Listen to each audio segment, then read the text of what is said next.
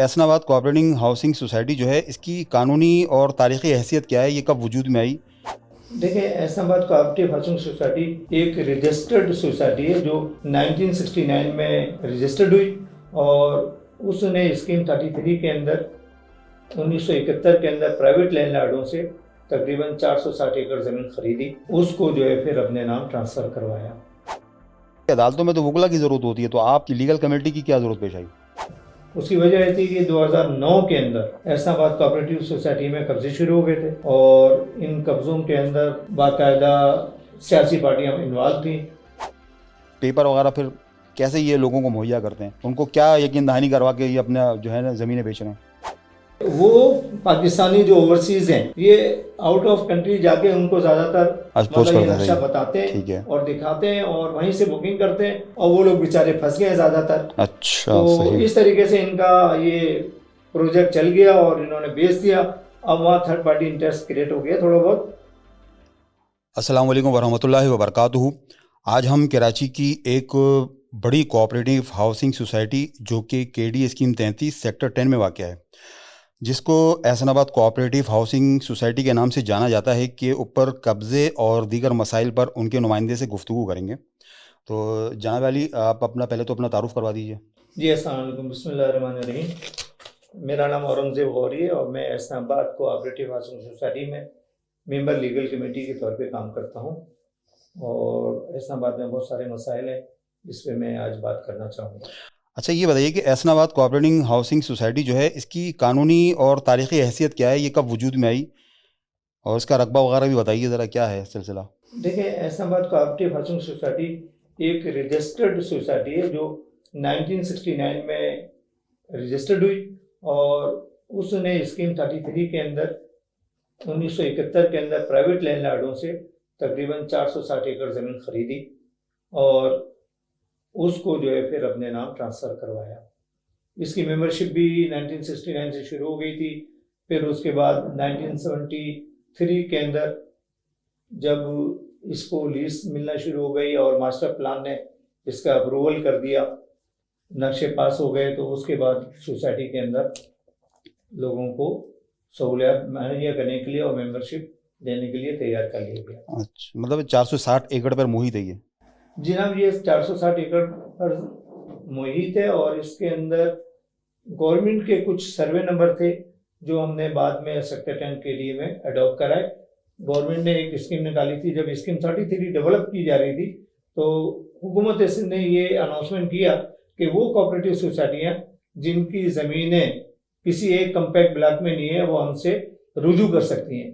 तो Ehsanabad cooperative housing society की इंतजामिया ने, क्योंकि उसकी ज़मीन स्क्रैचेस थी, जगह जगह टुकड़े टुकड़े थे, तो गवर्नमेंट ऑफ सिंध से रिक्वेस्ट करी कि हमको एक कम्पैक्ट ब्लॉक के अंदर जगह दे दी जाए।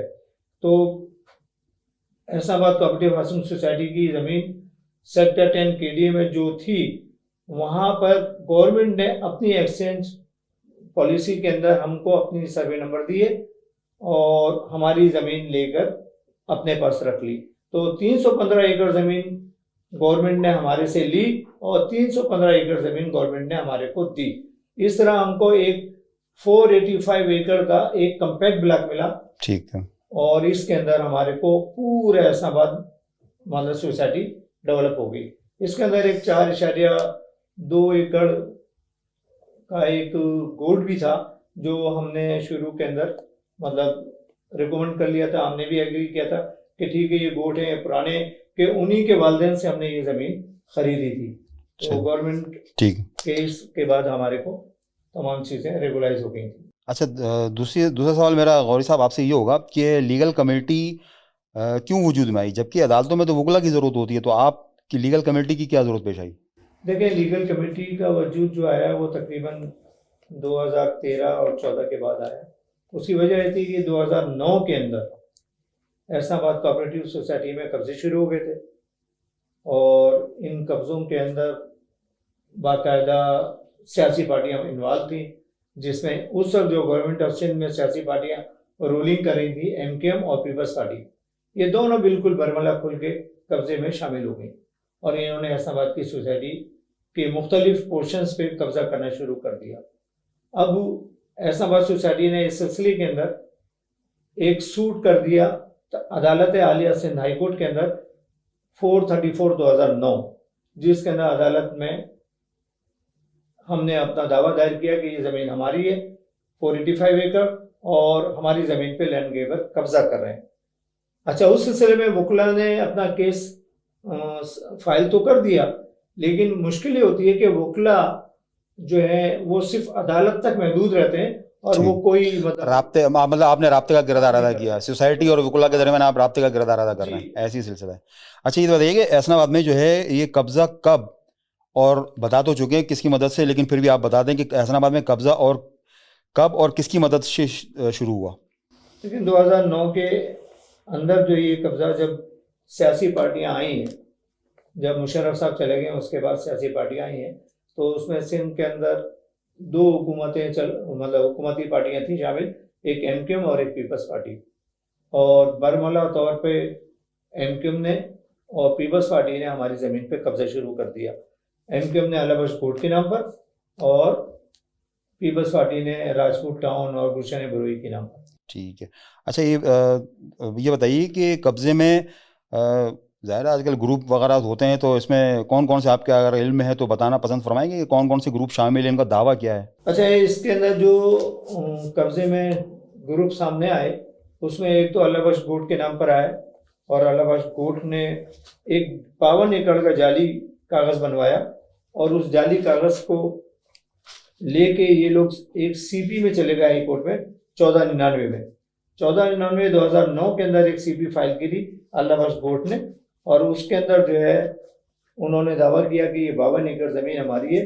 अच्छा, इन्होंने जो दावा किया वो हमारे सेक्टर 5 की जो ज़मीन है, हमारा सब सेक्टर 5 है ऐसनाबाद का, उसकी जो ज़मीन है उसके ऊपर इन्होंने दावा किया, और उसके अंदर इन्होंने कहा कि साहब यहाँ पर हमारी ज़मीन है, जिसके अंदर इन्होंने अपना कब्जा किया। दूसरा ग्रुप था राजपूत टाउन, उसने भी एक जाली सेल डीड बनाई जंगू के नाम पे, और जंगू ने एक सूट किया 1015/2008।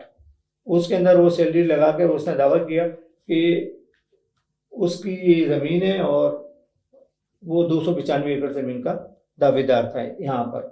तीसरा ग्रुप था एक हेवन सिटी। हेवन सिटी ने हमारी सेक्टर 3 की ना क्लास 77 के ऊपर कब्जा किया 23 एकड़ पे, और 23 एकड़ के जाली कागजात बनाकर इन्होंने दावा किया कि ये हमारे पास है। उसके अलावा बहुत से छोटे मुख्तलिफ ग्रुप थे जिन्होंने कब्जा किया, और वो कब्जा करते रहे। अच्छा, ये बताइएगा कि ये जो आपने अभी अल्लाबख्श गोड का नाम लिया, तो ये काफ़ी वसी, ये भी रकबे पर है, तो ये इसकी हकीकत क्या है, मतलब इसके लीगल स्टेटस और पेपर वगैरह फिर कैसे ये लोगों को मुहैया करते हैं, उनको क्या यकीन दहानी करवा के ये अपना जो है ना ज़मीनें बेच रहे हैं। देखिए, अल्लाबख्श बोर्ड ने, जैसा कि मैंने पहले बयान किया कि अल्लाबख्श बोर्ड ने एक सीपी दाखिल करी 1499/2009, और इन्होंने बोर्ड ऑफ रेवेन्यू में अपने एक दो मुख्तारकार हैं उनके साथ मिल के एक प्लान बनाया, और उस मुख्तारकार ने आके कहा अदालत में कि हाँ ये गोट एग्जिस्ट करता है। लेकिन मुश्किल ये थी कि वो तो कह चुके कि ये गोट एग्जिस्ट करता है, लेकिन उन्होंने ये कंफर्म नहीं किया कि कहाँ करता है। उस सिलसिले में सोसाइटी को इन्होंने फरीक भी नहीं बनाया था। इस सोसाइटी को जब ये मालूम हुआ कि भाई ये तो एक रॉन्ग वो चारा जारी है इंफॉर्मेशन, तो अदालत में सोसाइटी ने इंटरवेनी बनने की दरख्वास्त दायर करी, और उसके अंदर फरीक बने। फिर बोर्ड ऑफ रेवेन्यू से अदालत ने खुद रिपोर्टें मांगी कि भाई इसकी हकीकत क्या है इस गोट की। तो अदालत में बोर्ड ऑफ रेवेन्यू के डायरेक्टर गोट आबाद प्रोजेक्ट ने और सेक्रेटरी लैंड एलयू ने और सीनियर मेंबर बोर्ड ने अपने अपने नोट्स में लगाए कि ये गोट जाली है, और इसका कोई सेंक्शन ऑर्डर, जैसा कि ये गोट वाले कहते हैं SG 98/1989 डेटेड 23 जुलाई 1989, ये फेक है। तो उन्होंने क्लियर लिख के दे दिया अदालत के अंदर कि ये गोट जाली है और इसके अंदर कोई मतलब सच्चाई नहीं है, क्योंकि वो जिस डिप्टी कमिश्नर के नाम पे इन्होंने ये साइन किए थे उस नाम का डिप्टी कमिश्नर मौजूद ही। अच्छा, इसमें आपके जो लिए कोर्ट की तरफ से क्या फेवर दी गई, मतलब क्या ऑर्डर आया अल्लाबख्श के लिए? क्योंकि ये सीपियां होती हैं, क्योंकि आप कह रहे हैं कि वो जाली है, तो कोर्ट ने भी तो कोई ऑर्डर दिया होगा ना इंक्रोचमेंट के, अगर इंक्रोचमेंट क्लियर कर दिया तो कोई उसको हटाने के लिए कोई लेटर वगैरह होगा आपके पास? देखिए, मैं आपको इस सिलसिले में बता दूं कि जो सीपी होती है, सीपी के अंदर अदालत में सिर्फ इतनी अप्रोच होती है कि वो इदारों से रिपोर्ट मांगते हैं, उसमें टाइटल का वो नहीं होता कहीं भी अच्छा जी कंफर्मेशन। जी ठीक है। तो अदालत ने उनको, जिस मुख्तार कार ने झूठा बयान दिया था पहले कि ये गुट एग्जिस्ट करता है, उसके खिलाफ तादीबी कार्रवाई का ऑर्डर दिया और ये अच्छा कहा कि इसके खिलाफ महकमा जाती कार्रवाई की जाए और एफआईआर काटी जाए। मतलब आपका कहने का मकसद है कि झूठी गवाही पर ये गोट वजूद में आया, ऐसे ही? बिल्कुल ऐसे ही था कि गोट को जो इन्होंने डेवलप किया, झूठी गवाही पे किया, बाद में वहाँ आबादी हो गई, फिर इन्होंने अपना बयान वापस लिया। अब मुश्किल ये है कि वहाँ पर राइश इख्तियार कर ली गई है, ठीक है। तो हम भी ये चाहते हैं कि इसको अदालत के जरिए तोड़वाया जाए। दूसरा ये कि आपका जो है ये हेवन सिटी, अभी आपने हेवन सिटी का नाम लिया, तो ये माशाल्लाह मेरा गुजर होता है वहाँ गुलशन मेमार की तरफ जाना होता है, तो हेवन सिटी तो माशाल्लाह बहुत अच्छी सोसाइटी बनी हुई है और लगता नहीं है कि वो कोई ऐसी जगह है। तो ये आप कह रहे हैं कि ये इसके ऊपर भी आपने सवालिया निशान लगा दिया, तो ये किस ज़मीन पर बना है और इसका फिर क्या लीगल स्टेटस है, और उसके पास कोर्ट का ऑर्डर वगैरह कुछ? देखें, हेवन सिटी का मैटर ये है कि हेवन सिटी में हमने दरख्वास्त दाखिल करी सूट 434/2009 में। वहाँ पर हमने शिकायत करी कि हेवन सिटी ने हमारी ज़मीन पे कब्जा कर लिया है। तो अदालत ने रिपोर्ट मांगी मुख्तार कार से, तो मुख्तार कार ने वहाँ पर भी गलत बयानी से काम लिया और उसने कहा कि साहब, ये जो हेवन सिटी है ना, ऐसनाबाद से बाहर है और ऐसनाबाद भी मौजूद है और ये ऐसनाबाद से बाहर है। ये इसका मतलब मैं आपको दिखा रहा हूँ कि ये जो नक्शे में ये एरिया है, इधर हेवन सिटी ने कब्जा किया और इधर अल्लाह बख्श बोर्ड ने कब्जा किया, जिसे मुख्तार कार ने अपने इस नक्शे के अंदर बाकायदा तौर पे वाज़ा तौर पे नाजिर सिंधाई कोर्ट को बताया है कि भाई ये तमाम जगहें फेक हैं और इनको साफ कराना ज़रूरी है। तो इस सिलसिले में मैं आपको बता दूं कि हमने फिर इसके अंदर जो है हेवन सिटी के खिलाफ हमने बाकायदा अप्रोच किया बोर्ड ऑफ रेवेन्यू से। बोर्ड ऑफ रेवेन्यू की अदालत ने जो एक जाली सेल डीड बनी थी, वो जाली सेल डीड बनी थी और उसकी एंट्रियां जाली थी हेवन सिटी की, उनके अगेंस्ट इंक्वायरी कराई और उन्होंने केस नंबर 95/2018 इसके अंदर बाकायदा करार दिया कि इनकी एंट्रीज जो है वो जाली है और इसकी लीज जो है कैंसिल कर दी जाए और ये डिप्टी कमिश्नर को बाकायदा मार। अच्छा, तो ये क्या लीज कैंसिल हो चुकी है इसकी? देखिए, मैं आपको बता दूं, लीज जो है कोर्ट ऑफ लॉ से मतलब वो होगी, कैंसिल होगी। बस डिपार्टमेंट ने अपनी रिकमेंडेशन दे दी है और उसके लिए वो अदालत में चली गई। लेकिन मुश्किल ये है कि हाई कोर्ट ऑफ सिंध के अंदर इन्होंने खट से एक पिटीशन दाखिल करी कि भाई हमें स्टे ऑर्डर दिया जाए, हमें सुना नहीं जा रहा है। तो अदालत ने इनको स्टे ऑर्डर दे दिया है। अभी वो लीज इनकी कैंसिल नहीं हुई है, लेकिन बाकायदा तमाम डिपार्टमेंट ने लिख के दे दिया है कि ये हेवन सिटी जाली है बिल्कुल। अच्छा ठीक और है। मास्टर प्लान से इनका नक्शा भी कैंसिल हो चुका। अच्छा, मास्टर प्लान से नक्शा कैंसिल हो चुका है। नक्शा कैंसिल। तो ये किस तरह बेच लूंगा, मतलब उसका क्या लीगल स्टेटस, मतलब बस जो ये हुआ ये कि वो पाकिस्तानी जो ओवरसीज हैं, ये आउट ऑफ कंट्री जाके उनको ज्यादातर अप्रोच मतलब ये करते नक्शा थे। बताते ठीक है। हैं और दिखाते हैं और वहीं से बुकिंग करते हैं और वो लोग बेचारे फंस गए ज्यादातर। अच्छा तो सही। इस तरीके से इनका ये प्रोजेक्ट चल गया और इन्होंने बेच दिया। अब वहाँ थर्ड पार्टी इंटरेस्ट क्रिएट हो गया थोड़ा बहुत, लेकिन मुझे उम्मीद है इंशाल्लाह आने वाले दिनों में जल्द अज जल्द ये रिमूव कर दिया जाएगा इंशाल्लाह। अच्छा, ये बताइए कि ये गुलशन बरोही और जैसे कि राजपूत टाउन का भी नाम लिया आपने, तो ये इसकी क्या बेसिक क्या वजूहत है कायम होने की? ये ऐसनाबाद के अंदर ही है, इसका लीगल स्टेटस बताएंगे आप? गुलशन बरोही और राजपूत टाउन, ये एक जंगू नाम का एक शख्स था बूढ़ा, और उसके नाम पे ही जो है ये फाइलें बनाई गई थी।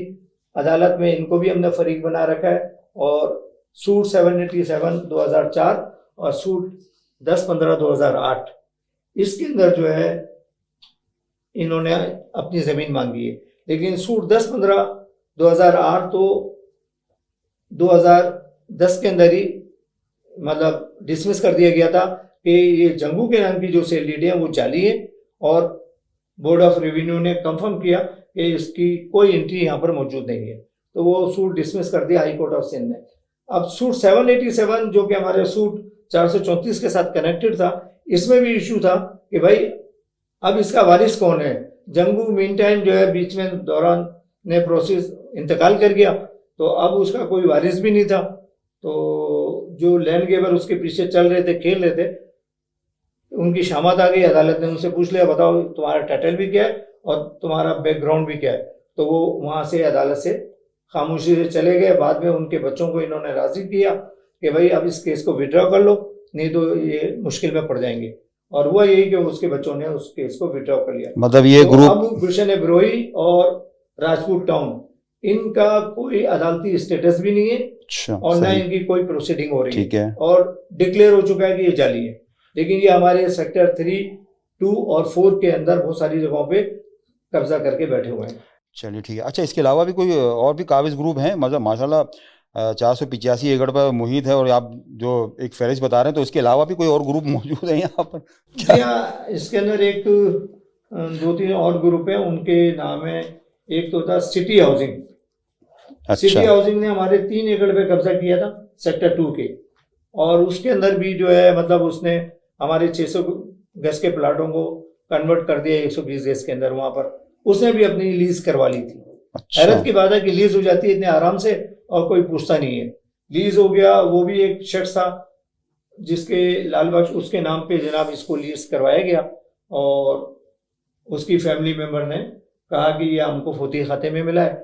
बाद में फिर जब हमने दावा किया कि भाई ये तो हमारी जगह है और हमारी जगह पे गलत बैठे, भले इसकी टाइटल कुछ भी हो, लेकिन बोर्ड ऑफ रिव्यू ने फिर बाद में उसकी इंक्वायरियां वगैरह कराई हैं, और इंक्वायरी में साबित हुआ कि उसका फौती खाता भी जाली था, और वो जाली खाते की बुनियाद पे फिर बोर्ड ऑफ रिव्यू ने उनकी एंट्रीज कैंसिल कर दी। तो अब सिटी हाउसिंग वाले तो भाग गए ये छोड़ के जगह, बस ये है कि 2-4 लोग उसके नाम पर बैठे हुए हैं अभी तक। फिर एक और सोसाइटी थी कासिम सिटी के नाम पे भी आ गए कुछ, अच्छा, और कुछ लोग हाजी अल्लाह बख्श के नाम पे आ गए। अच्छा, हाजी कर दिया, अल्लाह बख्श को भी आगे हाजी, हज करवा दिया अल्लाह उसे। बख्श का डिक्लेयर हो गया कि ये जाली है, सही, तो उन्होंने हाजी का हाजी नाम कर दिया, लगा हज दिया। करवा दिया उसे। तो इस तरीके से ये लोग नाम बदल बदल के सही, कब्जे करते रहते हैं। इस ठीक है। सिलसिले में इन्होंने कच्ची आबादी सिंध को भी अप्रोच किया, और कच्ची आबादी ने इस टाइप के इनको जाली कागजात बना के दिए। इनके कुछ फोकल पर्सन है। कच्ची कच्ची आबादी, कच्ची आबादी का कह रहे हैं आप? जी जी, अच्छा, कच्ची आबादी ने भी इनको जाली कागजात बना के दिए। ये जाली कागजात हैं जो इन्होंने मतलब इस्तेमाल करना शुरू कर दिए।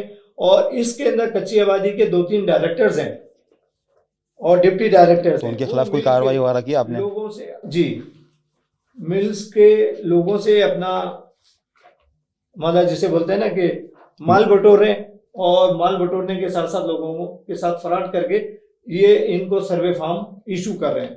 तो हमारी तो कच्ची आबादी के डीजी से और इनसे रिक्वेस्ट है कि वो इस टाइप के लोगों के खिलाफ सख्त कार्रवाई करें। अच्छा, कच्ची आबादी का मैं खुद कानून बता दूं आपको कि ये कच्ची आबादी की बुक है मेरे पास। इस बुक के अंदर बाकायदा खुद लिखा गया है कि भाई कच्ची आबादी वो जमीन जो कि किसी प्राइवेट सोसाइटी की होगी, उसके ऊपर किसी भी हालत के अंदर एडॉप्ट नहीं कर सकेगी, और वो उसको कच्ची आबादी डिक्लेयर नहीं कर सकती। इसके कानून में मौजूद है। उसके बावजूद आजकल कच्ची आबादी के जो जूनियर ऑफिसर्स हैं वो लैंड गेवरों के साथ मिलके ये मतलब मिली भगत है, शक का फायदा देते हुए जो है वो अपना जो अपनी मिली भगत के साथ फोकल पर्सनों के ये खतूत निकालते हैं, और खतूत निकालने के बाद उनको बोलते हैं कि जाओ कब्जे कराओ और वो पोजीशन ऑर्डर दो। और इस सिलसिले में मैं आपको क्लियर कहूं कि लाखों रुपए उन गरीब लोगों से लूटा जा रहा है। जाहिर है जिसको तो पता ये नहीं बड़ा है। मसला है। इस सिलसिले में तो मैं कच्ची आबादी के डीजी साहब से भी रिक्वेस्ट करूंगा कि वो इंक्वायरी कंडक्ट करें, और चीफ मिनिस्टर से भी कहूंगा कि इंक्वायरी कंडक्ट। अच्छा गौरी साहब, ये बताइए कि आपने ये हसनाबाद कोऑपरेटिंग सोसाइटी ने जो है कब्जे के खिलाफ अभी तक तो जितनी कार्रवाई की, इसके अलावा मजीद क्या कानूनी कार्रवाई कर रहे हैं या करने जा रहे हैं आप? देखिए, हमने हसनाबाद कोऑपरेटिव हाउसिंग सोसाइटी के जो केसेस हैं सूट 434, उसमें हमने जो पहला ऑर्डर हुआ था 26 जनवरी 2010 को। उसमें अदालत आलिया ने, जिसमें ये कहा गया था कि मुख्तार कार ने कंफर्म कर दिया आगे, ये उसका डॉक्यूमेंट्स है अदालत आलिया का। 26 जनवरी 2010 को मुख्तार कार ने आगे बयान दिया कि हसनाबाद ज़मीन परफेक्ट है और दूसरे जितने भी फरीकें हैं उनका टाइटल मुश्तबा है। तो अदालत ने इस ज़मीन को अपनी तहवील में ले लिया था, और डीआईजी ईस्ट को कहा गया था कि वो इस ज़मीन को सिक्योर करें और नाजिर सिंध हाई कोर्ट को कहा गया कि वो एज ए कमिश्नर इस केस को परसू करता रहे, इसकी निगरानी करे।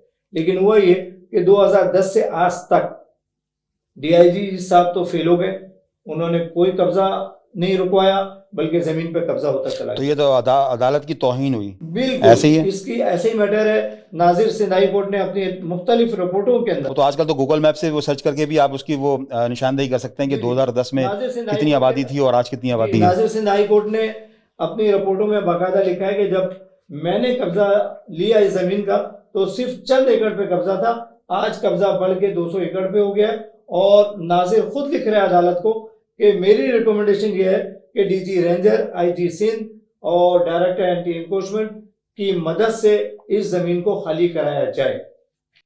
तो यहाँ मतलब तक काफी वसी रुकबे पर। और 2010 के अंदर जब एहसनाबाद की जमीन सर्वे की गई थी वो, तो गूगल के मुताबिक ये जमीन हमारी पूरी खाली थी, ये पूरी जमीन खाली थी। फिर इसके अंदर हमारा हुआ ये कि जो हमने नक्शे दिए उसके अंदर आज ये बिल्कुल एक हैवी आबादी के तौर पे सामने आ रहा है कि ये इतनी पॉपुलेशन, मतलब खुल्लम खुल्ला अदालत की ऑर्डर की तौहीन हो रही है। बिल्कुल बिल्कुल सही। फिर इस सिलसिले में हमने जो बात करी थी उसमें यह हुआ कि अदालत ने दोबारा नाजिर से रिपोर्ट मांगी और नाजिर ने 21 नवंबर 2019 को ये रिपोर्ट फिर दाखिल करी और फिर 3 मार्च 2020 को रिपोर्ट दाखिल करी कि भाई एहसनाबाद की जमीन पर से कब्जा खाली कराया जाए। उस सिलसिले में अभी फिर कुछ ऑर्डर निकले हुए हैं अदालत। हाँ, ये मैं ये आपसे पूछना चाह रहा था कि अब जो जितने भी केसेस हैं ये आपके हक में क्या रिलीफ मिला है और आप क्या समझते हैं कि ये ऑर्डर आपके जो हक में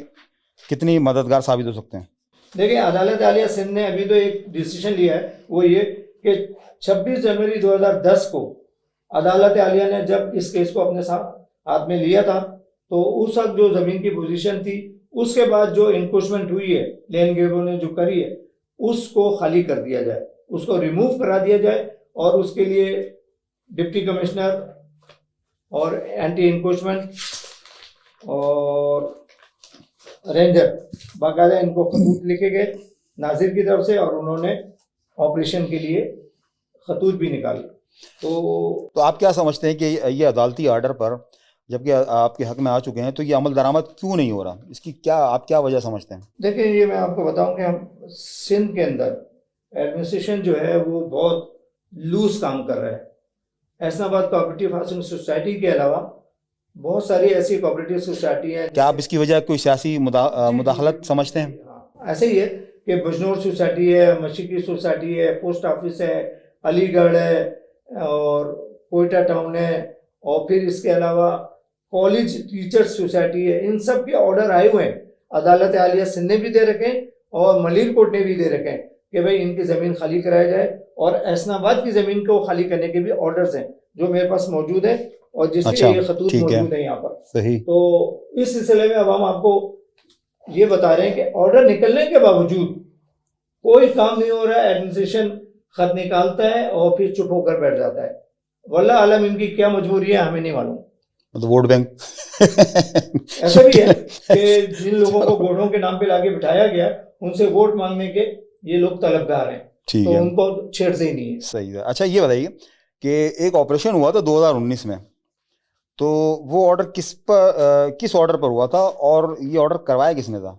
कि मतलब एनक्रोचमेंट के हवाले से मैं पूछ रहा हूँ।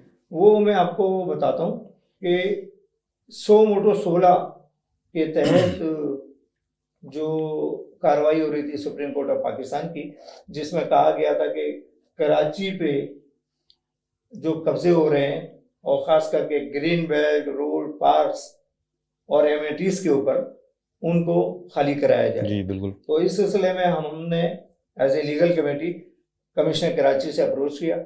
हमारे एक अच्छे साथी हैं, उन्होंने हमारी बड़ी मदद करी।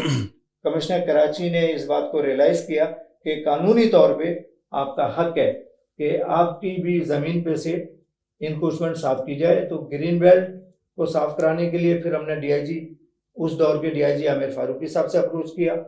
उस वक्त के डिप्टी कमिश्नर जो मौजूद थे मोहम्मद अली शाह, उनसे अप्रोच किया और कमिश्नर कराची से अप्रोच किया। कमिश्नर कराची ने बाकायदा मीटिंग बुलाई और मोहम्मद अली साहब जो डिप्टी कमिश्नर थे उनको एग्री किया कि वो रिमूव करेंगे इंक्रोचमेंट एहसनाबाद से, ग्रीन बेल्ट, पार्क और रोडों पे से। और डीआईजी फारूकी साहब ने उसमें भरपूर मदद करी कानूनी तौर पे। तो वो एक बड़ा ऑपरेशन था जिसमें बहुत बड़ा टुकड़ा मतलब खाली कराया गया। अच्छा, और मैं उसके लिए तो कम से कम मोहम्मद अली शाह जो एडमिनिस्ट्रेटर थे, डीसी थे, उनका और डीआईजी फारूकी साहब का शुक्रिया अदा करता हूँ कि उन्होंने इसके ऊपर काम करवाया।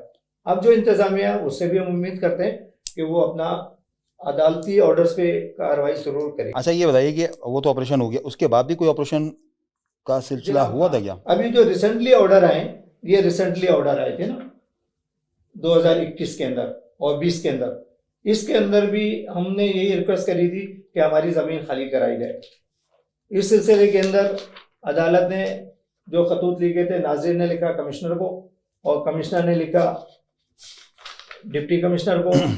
फिर उनकी शेड्यूल मीटिंगें हुई और शेड्यूल मीटिंग होने के बाद 10 नवंबर के लिए एक खत जारी किया गया कि भाई यहाँ पर ऑपरेशन हो। और एहसनाबाद के अंदर 10 नवंबर को एक ऑपरेशन स्टार्ट किया गया, लेकिन बदकिस्मती है कि वो ऑपरेशन एक दिन के लिए स्टार्ट हुआ। एक दिन के लिए?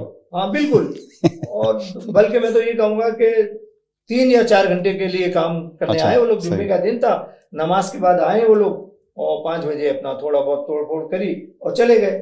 तो इस सिलसिले में अब हम दोबारा अप्रोच कर रहे हैं उनसे कि भाई अदालती ऑर्डर तो मुस्तकिल तौर पे काम करने के लिए थे जब तक कि ये इंक्रोचर यहाँ पर बैठे हुए हैं। तो मौजूदा जो डिप्टी कमिश्नर है उनसे भी मैं अप्रोच कर रहा हूँ और उनसे भी रिक्वेस्ट कर रहा हूँ और कमिश्नर कराची से भी अप्रोच कर रहे हैं कि भाई वो इस सिलसिले में हमारी मदद करें और ये ऑपरेशन करके साफ कराएं। ठीक है इंशाल्लाह। अच्छा ये बताइए कि वो तो इंक्रोच जो आए थे 2019 में ऑपरेशन हुआ, इसके बाद भी है, तो क्या आप समझते हैं कि अभी भी इंक्रोचमेंट गैर कानूनी कब्जे जारी हैं? तो उसकी क्या वजूहत हैं आप बता, मतलब है कि अभी कोई न्यूज़ चली थी, मैंने कहीं फेसबुक वगैरह में देखा था कि कोई पेट्रोल पंप आपके इलाके के करीब कोई बन रहा है। जी हाँ, मैं आपको बता दूं कि जो डिप्टी का मतलब वो तो हाईलाइट हुआ, तो और इसके अलावा भी कोई अभी आपके इलाके में वो कब्जे हो रहे हैं? और मतलब मजीद कब्जे हो रहे हैं, इंडिविजुअल पे भी हो रहे हैं। और एक हमारी ग्रीन बेल्ट जो साफ हो गई थी, जिसको हमने बिल्कुल साफ करा दिया था, उसके अंदर अच्छा वो ग्रीन बेल्ट के ऊपर वो पेट्रोल पंप बन रहा है। एक और नया इशू आ गया कि वो जनाब एक पेट्रोल पंप बनना शुरू हो गया। उसके खिलाफ मैंने पहले डीआईजी इसको ये दरखास्त दी जो अच्छा आपने कानूनी तकाजे जी पूरे जी कर मैंने दिए? अपना बिल्कुल 9 जनवरी 2023 को मैंने ये दरखास्त दी है डीआईजी को।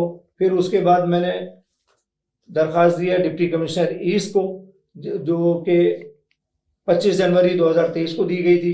इस सिलसिले में हमने बताया इनको, डीआईजी और डिप्टी कमिश्नर को, कि भाई इंक्रोचर जो है देखें इस तरीके से, ये ग्रीन बेल्ट के ऊपर जो सरकार ने सड़क बना दी थी, उस सड़क के ऊपर बाकायदा मट्टी डाल के उसको बंद कर रहे हैं। सड़क भी बंद कर दी गई है? हमारी सड़क भी बंद कर दी और हमारे ग्रीन बेल्ट के एरिया को बाकायदा इन्होंने, ग्रीन बेल्ट तो सरकारी जमीन होती है जो आवाम के फलाह बहबूद के लिए इस्तेमाल की जानी होती है। उसके बावजूद इन्होंने बड़ी ताकत के जरिए, पुलिस कहती रही कि भाई हमारे बस में नहीं आ रहा। इन पिक्चरों में देखेंगे आप कि पुलिस वाले भी आपको नजर आएंगे कि वो पुलिस वाले उस जगह का। अच्छा आप समझते हैं कि पुलिस की सरपरस्ती में ऐसा? नहीं, पुलिस ने अपने हाथ उठा दिए।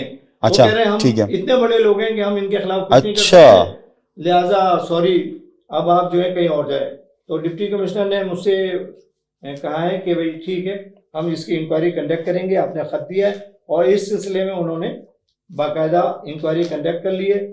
और तो आपको कोई जवाब में कोई चीज़ मिली आपको उसके खिलाफ, कोई एक्शन ले रही है गवर्नमेंट? बिल्कुल बिल्कुल, डिप्टी कमिश्नर ने जो खतूत निकाले वो हमारे पास मौजूद है कि डिप्टी कमिश्नर ने लिख के दिया उसको अपना असिस्टेंट कमिश्नर को, और असिस्टेंट कमिश्नर ने मुख्तार कार को खतूत दिए कि भाई ये क्या हो रहा है तमाशा। तो इस तरीके से इनके खिलाफ डिप्टी कमिश्नर ने हमको दिया कि हम इस पर कार्रवाई करें। इंशाल्लाह मजीद काम, उम्मीद कर रहा हूँ कि सर मजीद जो है इसके ऊपर कार्रवाई की जाएगी। अच्छा ये बताइए कि मैंने विजिट किया सोसाइटी का, मैं खुद जाके मैंने विजिट किया, तो जब एहसनाबाद के अंदर दाखिल हों तो कुछ जगहों पर लिखा हुआ होता है कि कच्ची आबादी के नाम पर बैनर आवाज़ा, शायद आपने भी देखे होंगे, जिसमें वो कह रहे हैं कि सोसाइटी को कैंसिल जाहिर करते हैं। तो उसका लीगल स्टेटस क्या है? मतलब वो सोसाइटी को कैंसिल जाहिर कर रहे हैं?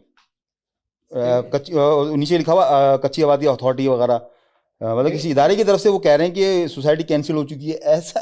नहीं, ऐसा ऐसा नहीं है। असल में होता ये है कि लैंड ग्रैबर जो है ना, मैंने जैसा कि बताया आपको पहले कि लैंड ग्रैबर जो कच्ची आबादी के कुछ डायरेक्टरों के साथ मिले हुए हैं, ठीक है, वो ये हरकतें कर रहे हैं। डिपार्टमेंट से हमने बात करी, मतलब उन्होंने पीछे से कहा शायद उनको शे मिली हुई है, हाँ, ऐसा कह रहे हैं बस आप? ये ये कि समझ रहा हूँ। उनको ओरली शे मिली हुई है, रिटर्न में उनके पास कुछ भी नहीं है। हमने इस सिलसिले में कच्ची आबादी के खिलाफ, बोर्ड ऑफ रेवेन्यू के खिलाफ और इन चारों बोर्डों के खिलाफ, अल्लाह बख्श बरुई के खिलाफ, अल्लाह बख्श के खिलाफ, हाजी अल्लाह बख्श के खिलाफ और अल्लाह बख्श वेलफेयर के खिलाफ बाकायदा तौर पे एक सूट कर रखा है 1146/2022। और इस सूट के अंदर अदालत आलिया सिंध ने बाकायदा सख्ती से नोटिस जारी किए हुए इनको, डिपार्टमेंट को, कि इस सिलसिले में आप कोई मजीद कार्रवाई नहीं करेंगे। कच्ची आबादी इनको कोई खतूत नहीं देगी, कोई इनको लीगल पोजीशन नहीं देगी और board of revenue regard of right में कोई चेंजिंग नहीं करेगा। अच्छा, हमारा ठीक है, मौकफ यही है सही। कि हमें डर है कि ये जाली तरीके से खाते बना के कहीं हमारी जमीन को हसम ना कर लें। तो इस सिलसिले में सूट 1140 के अंदर 2022 में सख्ती से इनको ऑर्डर मिला हुआ है। और ये जो बैनर लगा रहे हैं वो इसी घबराहट में लगा रहे हैं कि जनाब ऐसा बात कैंसिल हो सकता है। कोई भी बाशऊर आदमी या जी शऊर आदमी इस बात को बाकायदा आसानी से समझ लेगा कि कोई कोऑपरेटिव सोसाइटी या उसकी जमीन बगैर अदालती ऑर्डर के कैंसिल नहीं हो सकती।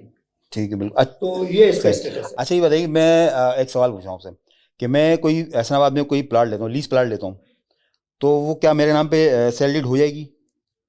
जी देखें, मैं इस सिलसिले में आपको बता दूं कि ऐसनाबाद कोऑपरेटिव सोसाइटी बाकायदा रजिस्टर्ड सोसाइटी है और 1974 में इसकी लीज अप्रूव हो चुकी थी। ठीक है, ठीक है। और इसके लीज के राइट मौजूद हैं। हमारे तकरीबन 80% अलाटीज जो हैं वो लीज राइट होल्डर हैं। अच्छा, लीज, और जो ठीक भी है। शख्स अपना लीज कराना चाहता है कानूनी तौर पे उसके पास ऑप्शन मौजूद है। अच्छा, मौजूद है। तो इस तरह तो ये गवर्नमेंट का काफ़ी नुकसान हो रहा है, क्योंकि गोट वगैरह, गोट वाले तो कुछ भी नहीं, गवर्नमेंट के रेवेन्यू में तो कुछ आमदनी तो नहीं होती। हाँ, आमदनी तो लीज प्लाटों से होती है। और इसके बाद अच्छा, प्लाट लिया, सेल डीड के पैसे दिए, जी उसके बाद फिर नक्शा पास होता है, वो लाखों रुपए की आमदनी होती है, जी फिर पानी का कनेक्शन वगैरह जी उसके ऊपर जो है वो जो भी चार्जेस होते हैं वो लिए जाते हैं। जी ना। तो आप क्या समझते हैं कि ये इस तरह रेवेन्यू जो है, जो जनरेट होने की चीज़ है, उससे गवर्नमेंट को भी नुकसान हो रहा है इन चीज़ों से? देखिए ये एक बात तो सही है। अनलीगल रहाइश, और उसके बाद फिर जो जो आमदनी होनी है, वो आमदनी भी गवर्नमेंट को नहीं हो पा रही।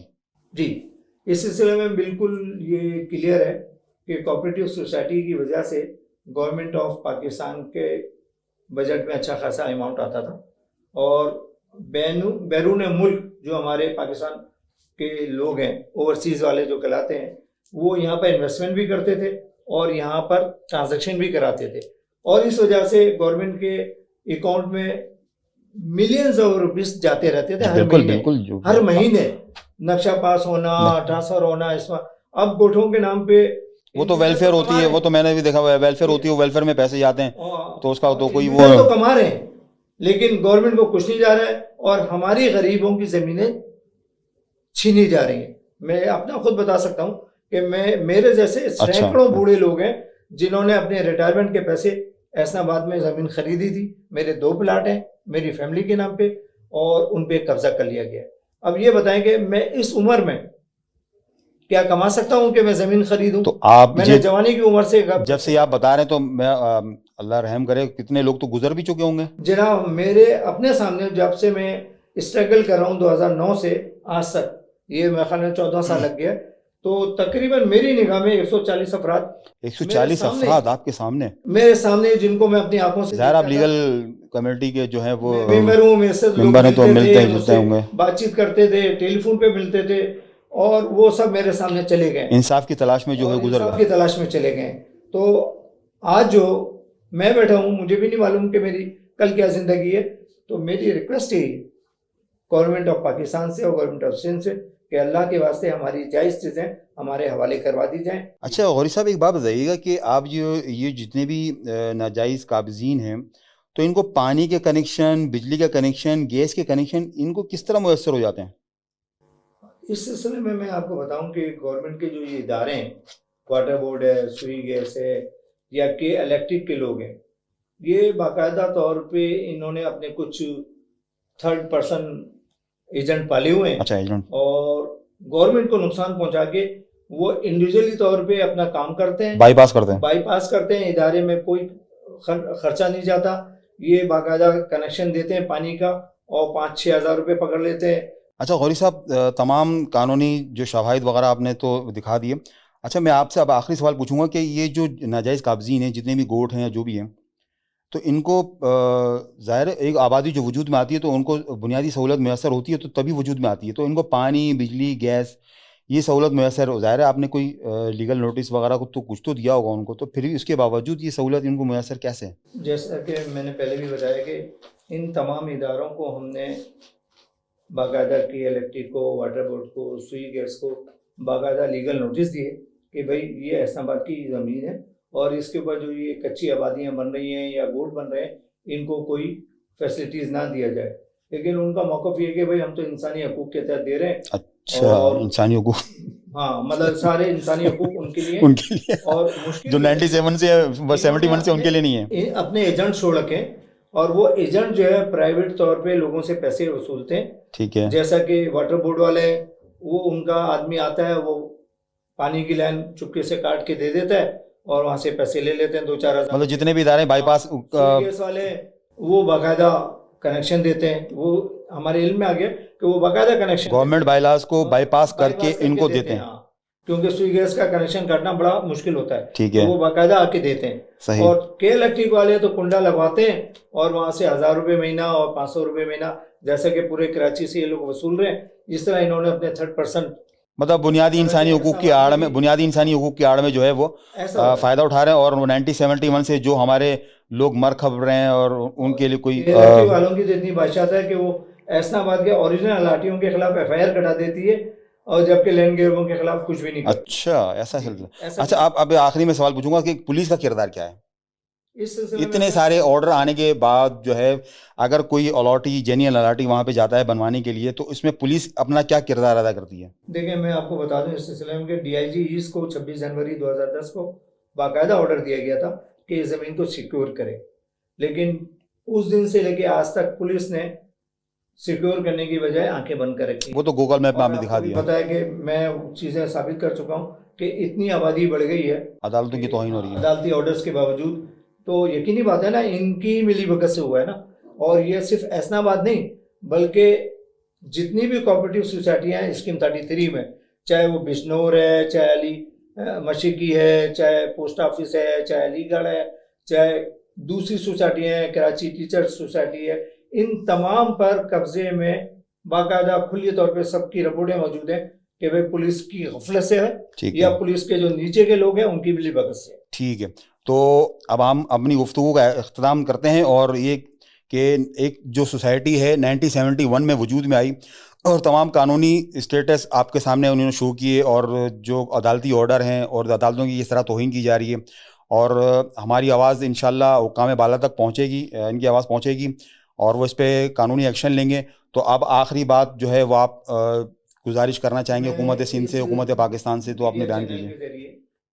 और सबसे पहले मैं शुक्रिया अदा करता हूँ उन मोअज़्ज़िज़ अरकान का जिन्होंने इस सोशल मीडिया के चैनल को हायर किया और एहसनाबाद की आवाज़ को पूरी दुनिया में फैलाने के लिए अपना किरदार अदा किया। तो मेरी गवर्नमेंट ऑफ सिंध से, गवर्नमेंट ऑफ पाकिस्तान से, अदालत आलिया सिंध के चीफ जस्टिस से और सुप्रीम कोर्ट के चीफ जस्टिस से मेरी रिक्वेस्ट ये है कि कोऑपरेटिव सोसाइटी के सिलसिले में जितनी भी मतलब बोगस रिपोर्टें इस बोर्ड ऑफ रिव्यू ने जमा कराई हैं उनकी तहकीकात कराएं, क्योंकि मुझे पता लगा है कि गोठों को रेगुलाइज करने के लिए इनके बोर्ड ऑफ रेवेन्यू के सेक्रेटरी लैंड ने एक जाली रिपोर्ट अदालत आलिया सिंध में भी जमा करा रखी है और सुप्रीम कोर्ट में भी जमा करा रखी है, जिसमें कोऑपरेटिव सोसाइटी को कहा जा रहा है कि इनकी एंट्रियां सस्पेशियस हैं।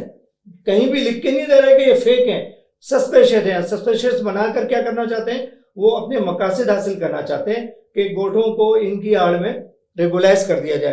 तो चीफ जस्टिस से, सुप्रीम कोर्ट के चीफ जस्टिस से और सिंध हाई कोर्ट के चीफ जस्टिस से रिक्वेस्ट है कि इनकी रिपोर्टों पे कार्रवाई करवाई जाए और कमीशन बनाया जाए कि इनके खिलाफ सख्त कार्रवाई की जाए।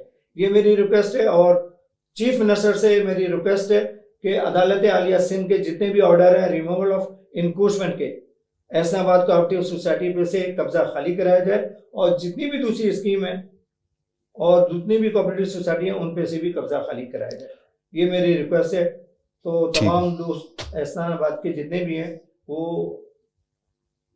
रिक्वेस्ट करते हैं पाकिस्तान की गवर्नमेंट से कि वो उनकी मदद करें। ठीक है, तो हम प्रोग्राम का इख्तिताम इस बात पे करते हैं कि अल्लाह ताला आपके लिए आसानी करे और तमाम जितने भी कानूनी जो ऑर्डर आ चुके हैं उस पर अमल दरामद हो। तो इंशाल्लाह मुझे उम्मीद है कि हुकूमत सिंध, हुकूमत पाकिस्तान, चीफ मिनिस्टर, अपना सुप्रीम कोर्ट, हाई कोर्ट, जितने भी हमारे मुअज़्ज़िज़ कोर्ट हैं इस पर इदारे जो हैं इन पर जो है वो एक्शन लेंगी और इंशाल्लाह कोई अच्छी नवीद सुनने को मिलेगी। जज़ाकल्लाह। अस्सलाम वालेकुम।